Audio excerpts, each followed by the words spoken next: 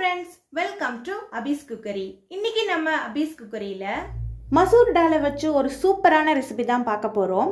இது இட்லி, தோசை, பூரி, சப்பாத்தி, சாப்பாடு எல்லாத்துக்கும் சூப்பரான சைட் டிஷ். ரெடி பண்றதும் ரொம்ப ஈஸி. வாங்க எப்படி செய்யறதுன்னு பார்க்கலாம்.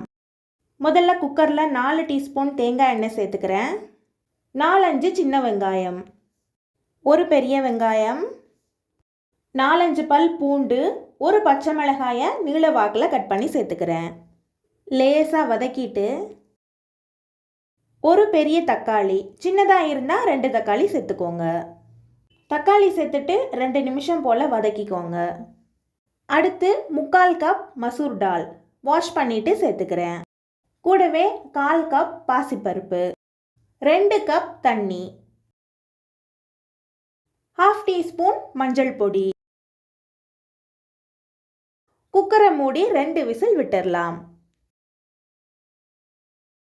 இந்த கேப்பில் தாளிக்கிறதுக்கு கடாயில் 1/2 டேபிள் ஸ்பூன் தேங்காய் எண்ணெய் சேர்த்துக்கிறேன். 1 டீஸ்பூன் கடுகு, 2 கொத்து கறிவேப்பிலை, 1 சிகப்பு மிளகாய் தாளித்து எடுத்துக்கலாம். குக்கர் ஆறினதுக்கு அப்புறம் மேஷர் வச்சு லைட்டாக மசிச்சு விட்டுக்கோங்க. இப்போ ஸ்டவ்வை ஆன் பண்ணி வச்சுக்கோங்க. கூடவே 2-3 கப் தண்ணி சேர்த்துக்கோங்க.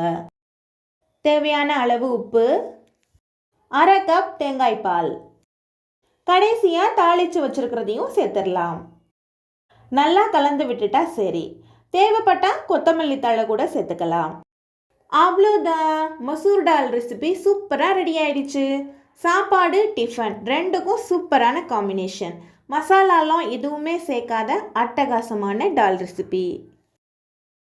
கண்டிப்பாக இந்த ரெசிபியை நீங்களும் உங்கள் வீட்டில் செஞ்சு சாப்பிட்டு பாருங்கள்.